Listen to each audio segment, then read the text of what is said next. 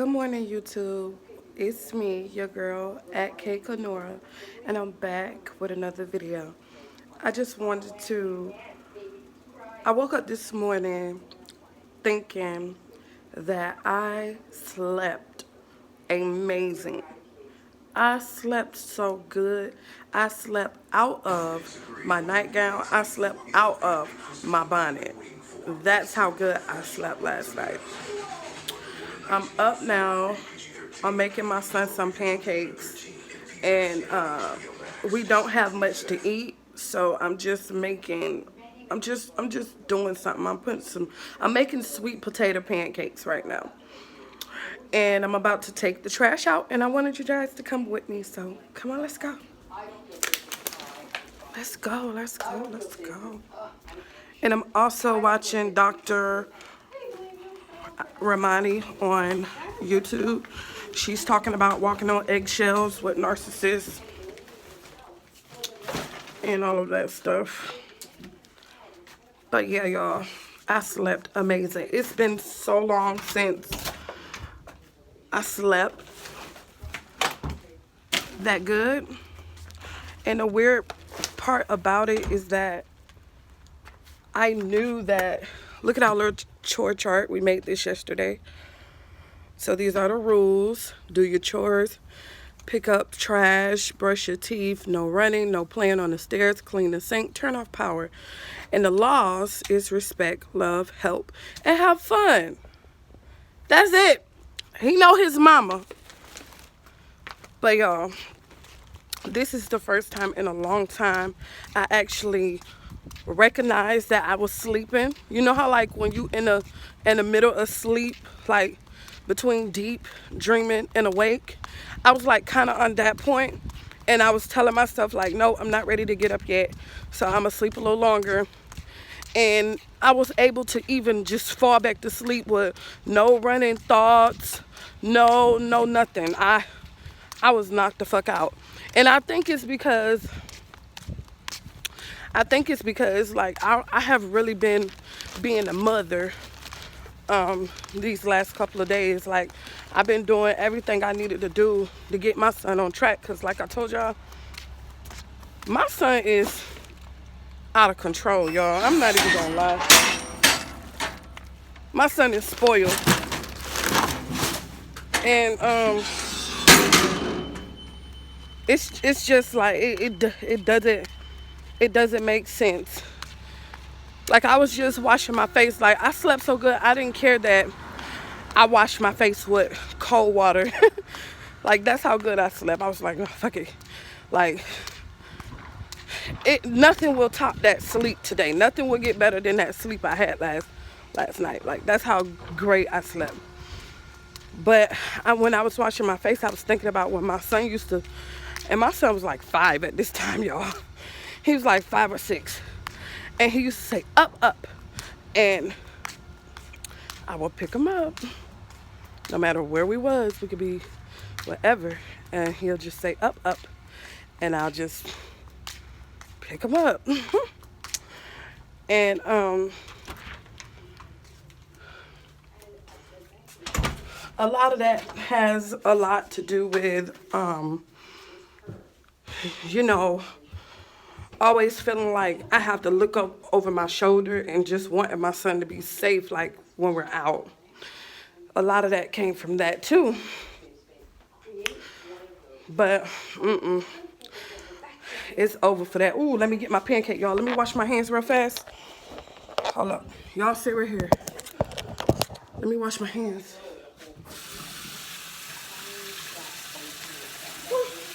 I smell my pancake, y'all. That one might be burnt. It might be burnt.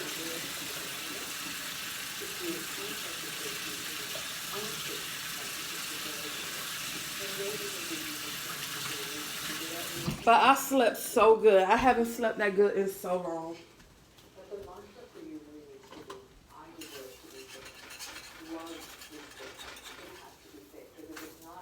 It's not all that burnt. It's not all that burnt. But yeah, y'all, so I feel amazing this morning. I'm not tired. And I see now that I'm going to have to start,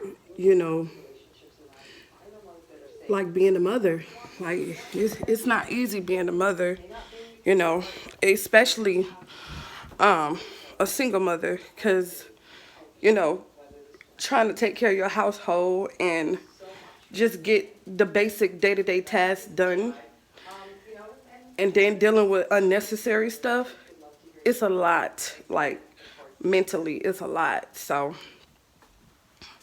I'm trying to find a good spot to put y'all so y'all can see me and not that light. You see, y'all see that light? That light is like... I'm not a psychoanalytically trained or a dynamically oriented I'll put it right there. But I do very much believe that when we look at the patterns of someone's life, we learn about things like attachment, the nature of their sense of security in their close relationships. We learn what they were rewarded for and what they weren't rewarded for, or if they were rewarded at all. We learn what they learned about love and what a relationship looks like. We learn if they've had a history of trauma. We get a lot from understanding their early relationships. Yeah, I think that's really wonderful for people to hear, because This stove is like they have or will take the step to go into therapy. different from my other stove, and I'm still learning it. Yeah. I used to can cook my pancakes on Personal experience going to therapy. 4, And I often protected but my it's too hot on 4, so I gotta turn it down to Ask me a 3. question point blank, and I would paint it so that my parents looked better than maybe they actually were.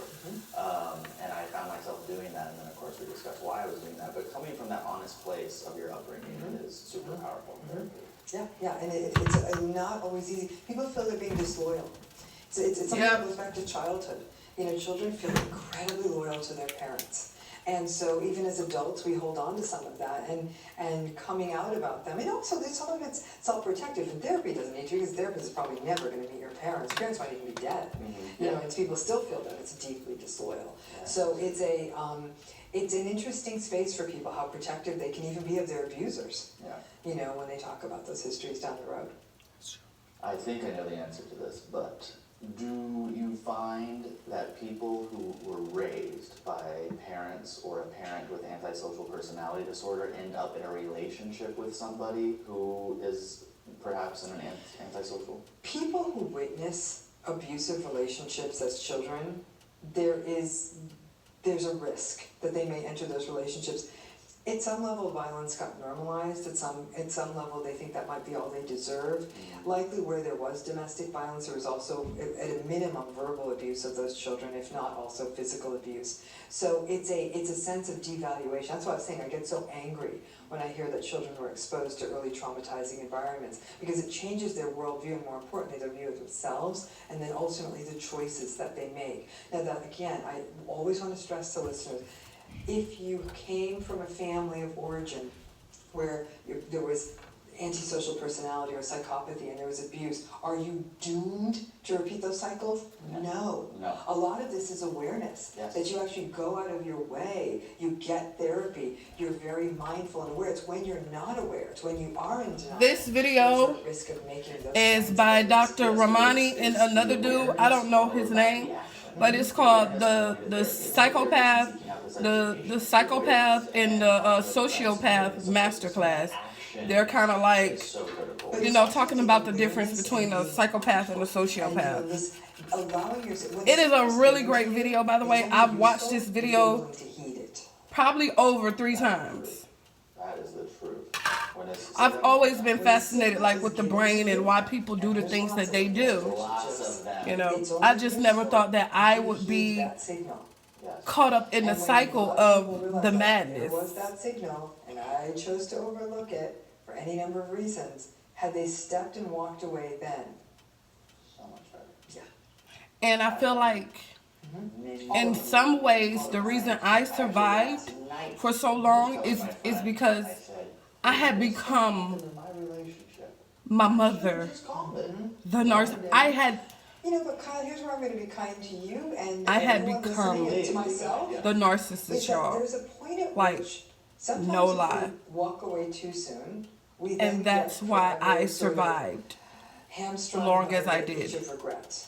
That's So why step I away was too soon. in jail What I want is for people Every to time feel I turned that they around, can I was take in that jail, moment, running from the take the police, because information and literally experiences around I them, had trust become their feelings, and when it starts feeling the uncomfortable, narcissist. that they can give themselves permission to either communicate about it or walk away with the least damage possible. If you did walk away at that first signal, you might have spent the rest of your life wondering, well, was I too much of a cut Literally. guy? Like, did I not give this a full chance? Versus Like, I pressing would this stop talking to, through. I And would if ghost anything, people, like, I stayed at the funeral way too. and for no reason at all. Like, I don't even know why I at that time, I didn't know why I used to just like close myself off. And I know.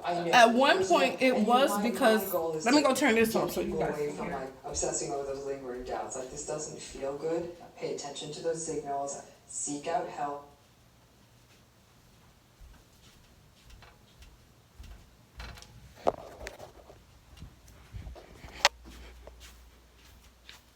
You still reading? Get out your head.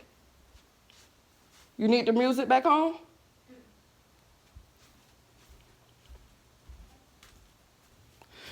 But I had become my mother. No lie. Like, and I would just up and stop talking to people, like my friends. This is before we moved back to Florida. I grew up in New York for a little time, and in New York, I would literally like just stop talking to my friends. Like, I had this one friend, her name was Victoria, and she was my friend. Like, and when we made it to, because in New York they don't have elementary school, middle school, and high school. They have elementary school, middle school, junior high school, and then high school. So I had made it to junior high school in the 8th grade, and me and Victoria, we had been friends all through 7th grade, and now we were in 8th grade.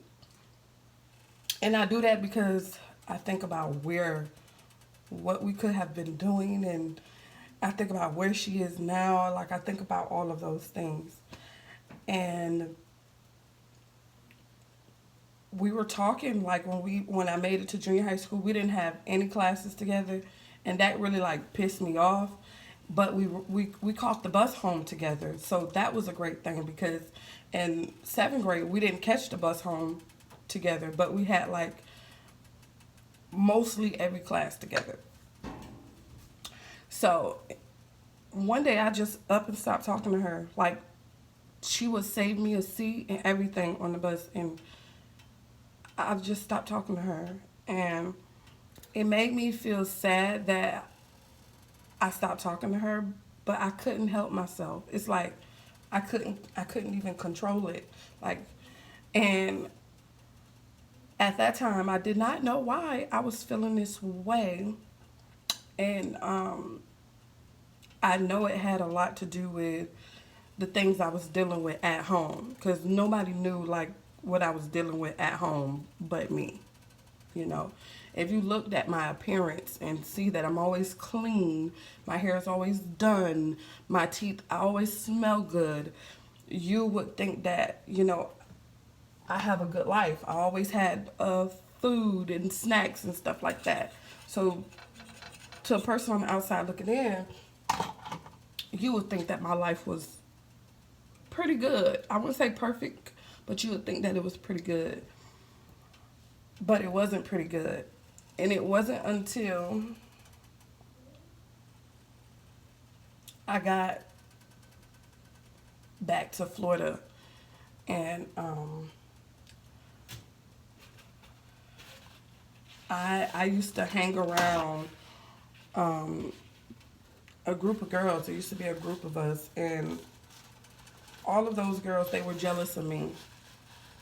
And I still hung around them. And The reason being is because that is what I was used to. I wasn't used to Victoria.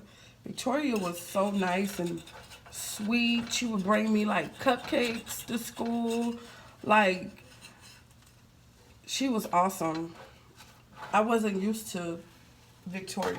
I was used to the girls who were jealous of me. And I guess you can say that made me angry, and it made me start being more like my mother. And by the time I made it to my dad's house, I was completely like my mother. Like, I didn't care who you was. Like, we can just be talking 1 minute, the next minute I would not talk to you. I would not talk to you. I don't know why I did this. I have no idea why I did this.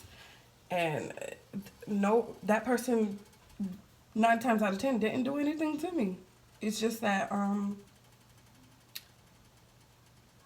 yeah. And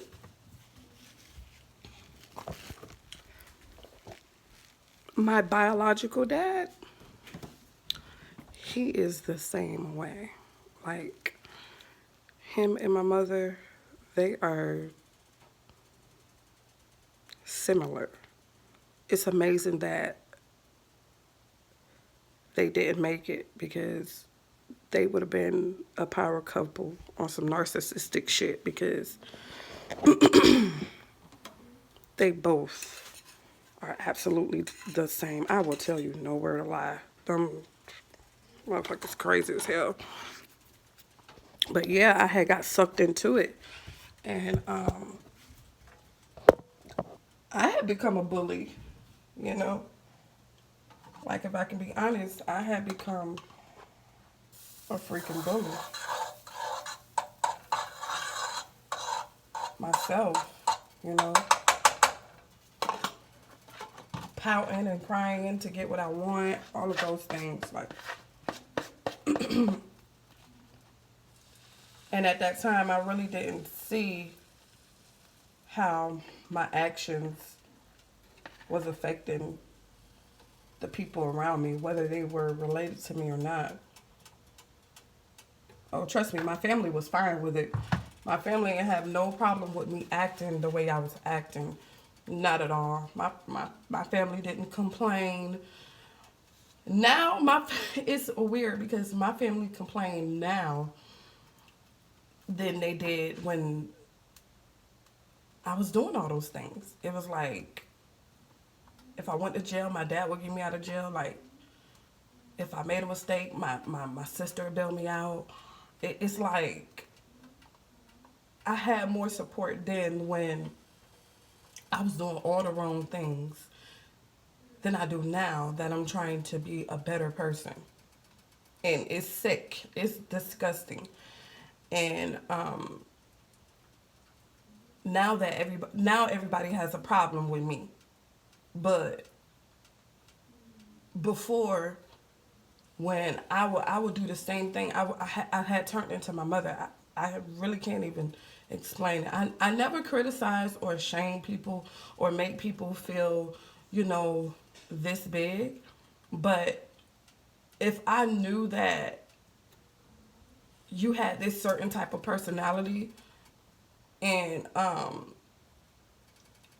you was sneaky with it, I will bitch you. I will bitch you up. Like, bitch what? Like, I would literally do that. So I guess you could say that I was kind of like Robin Hood. Like, I would literally like bitch up a narcissist, not knowing that I was literally like a narcissist myself. But I did not target nice people. Like, I target the motherfucking narcissistic motherfuckers like that. But my family was something that I never really talked about, because in some way, just like Dr. Romney said, we protect our family. When we tell about our family, we tell them in a light that we want them to, you know, to make them look good. So I never really talked about my family, but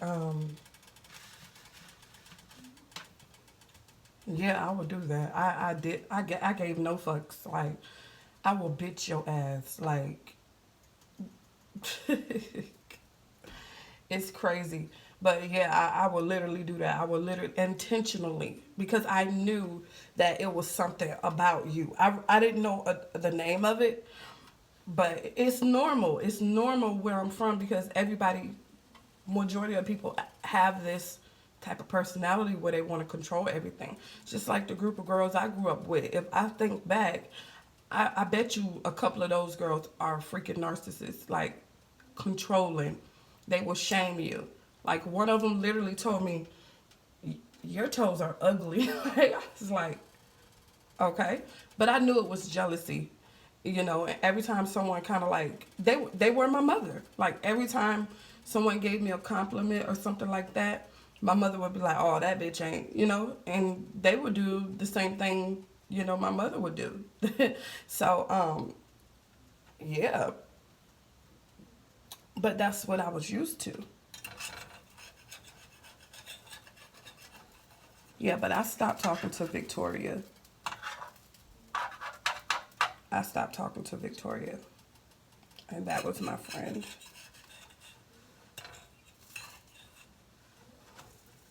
That one's not done. I should have let it stay. Eat the burnt one.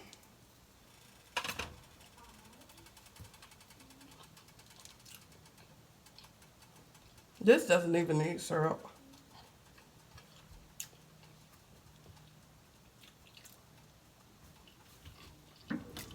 These are sweet potato pancakes.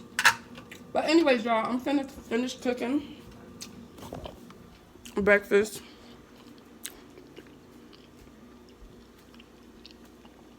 And then I'm going to help let Noah finish his homework and stuff.